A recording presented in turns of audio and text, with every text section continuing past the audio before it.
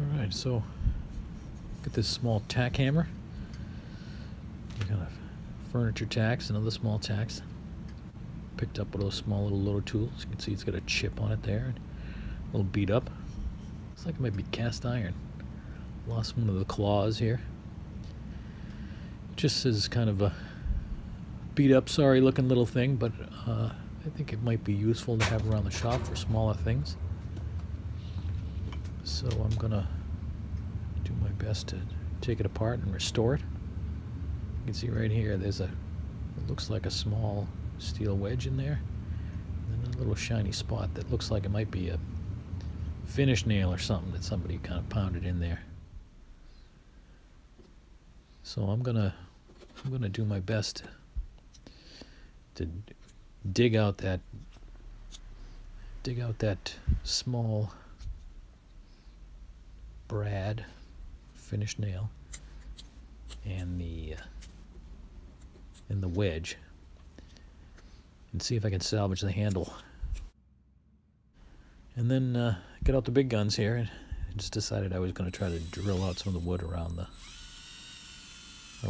wedge and see if I could make some headway that way. See if I can figure out what's going on down inside this thing. What I'm really trying to do is remove enough of the material so I can get in there with maybe a pair of needle nose pliers or something. See, I've dug down maybe about 1/4 of an inch. See if I can get those pieces exposed as much as I can. This really must have taken about 20 minutes digging away at this thing, but success. Tiny little steel wedge. Was able to pull out of there.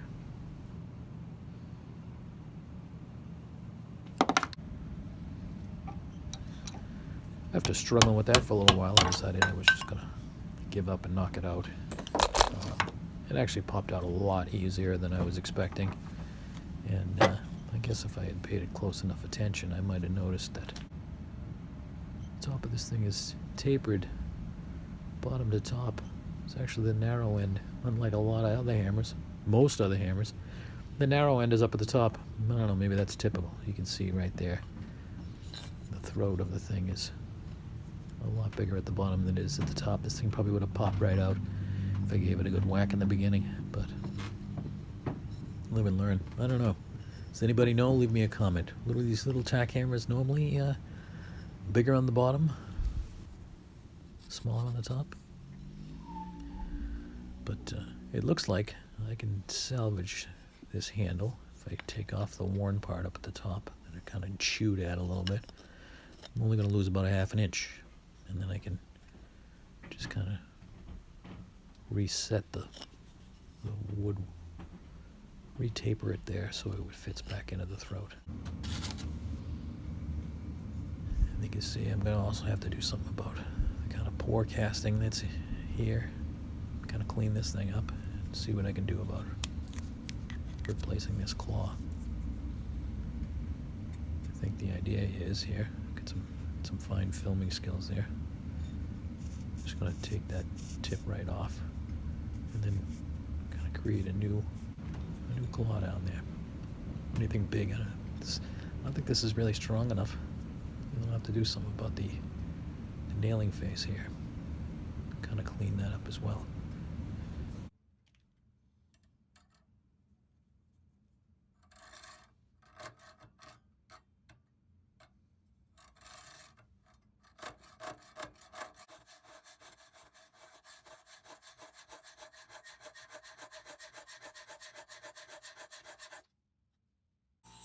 Working on the fine wheel on the bench grinder here. I don't know if it's what they call malleable iron. I don't know. It seems pretty junky. You can see I'm kind of using the corner of the wheel there to help hog out some of that material so that I can get the claw cut back in there.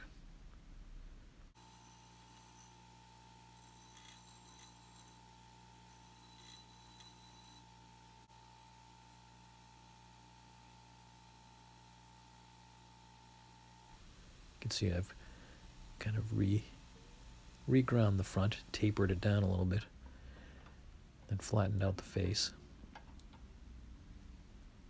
See, here's that nice old handle. I don't know if it's hickory or something like that, but I just gotta scrape that down. You can see I'm using a utility knife blade as a scraper. Just kind of taking off whatever factory finish they put on this thing. And a bunch of paint drips.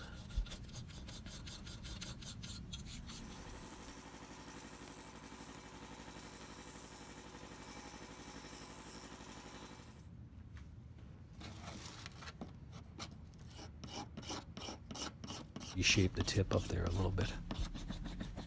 Now I'm just getting back on there with going over that with the utility blade again and some sandpaper just to kind of clean it up, smooth it off, so it fits the shape of the drift in the handle.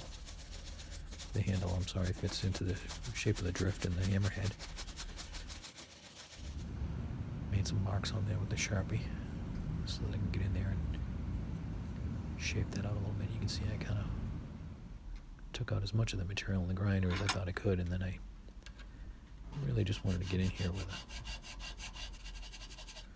files. And again, this thing is so butter soft that this is just a triangular file, and it's making pretty short work of this this claw.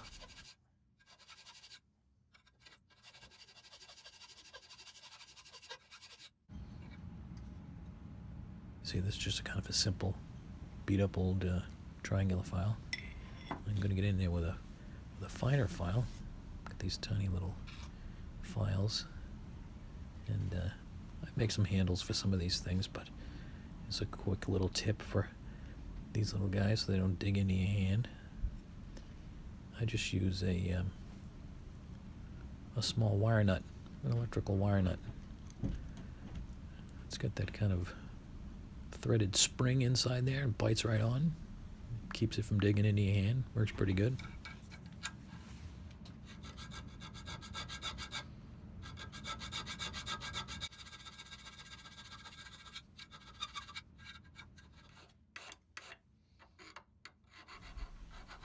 I'm just kind of,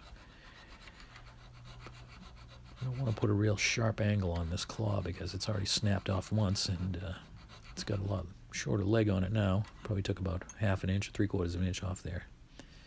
And so I'm tapering it down just so I can kind of dig in. But this is really just for removing something with a pretty big head on it, like a tack, an upholstery tack. I'm not going to be pulling out brads with this thing. This one is rounded. I'm going to get in there and use that to take off that kind of bad casting that happens right around there at the top of the drift. I'm just going to put a little bit of a shine on some of the larger faces just so that it's easy to keep the rust off.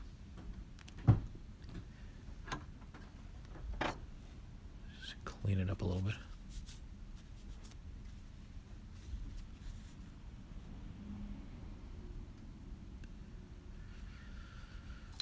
Looks a little better than where we started.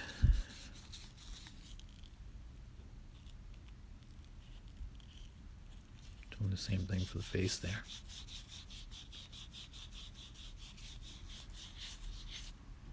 Again, just want to clean it up enough so that I don't have pits and ridges for the rust to hide in. Make it a little easier to take care of it.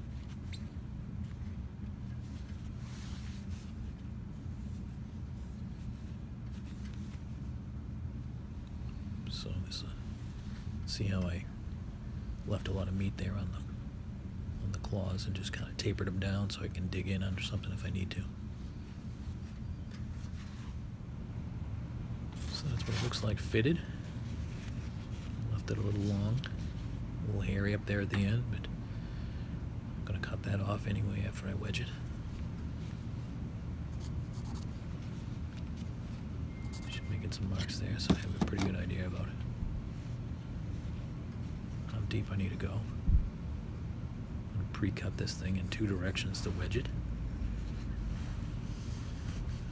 I think in a lot of cases, if this was fit a little tighter, I might have just done it in one direction, but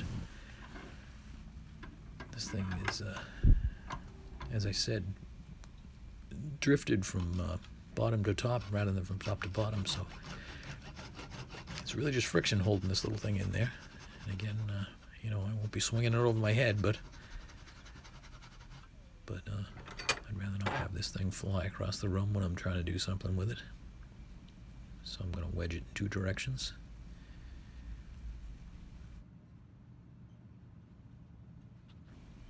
See, I'm just going to leave that a little bit long and take it off after everything's all wedged. You can see here I got a couple little pieces of walnut, a couple of scraps, just cutting out some wedges.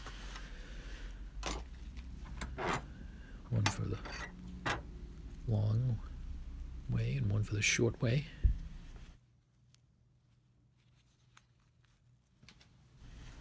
See, I'm just going to clean them up with this chisel. A little restoration project from a couple of years ago. Shape these things down so that they're the right size and they fit inside the drift. Just checking that. You can see I put quite a bit of thickness in there because, again, I'm trying to make sure I get some pretty good wedging power in there. See, the fit's on there pretty loosely, but it bites right down there at the thicker part of the handle.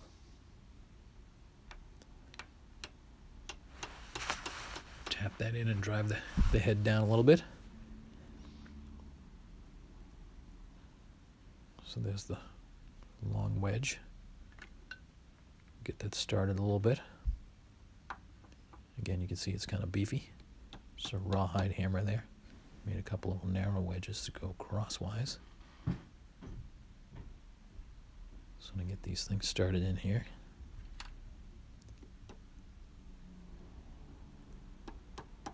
This process is a little easier on a bigger hammer.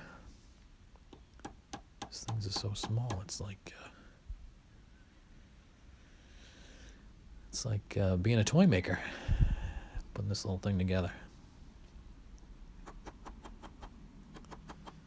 So, hang on to those tight. You can see they want to try to get away a little bit. Lost that one, but I think I got enough of it in there in order to get some good wedge action. I'll drive these other 2 in there a little bit, make up a little bit for it. Lost that other one. You know, once it's gone about as far as it's going to go, it's got no place else to go except it kind of split off. So I'm just going to take off the rest of that wedge and the little bit of excess that I left on the top of the handle.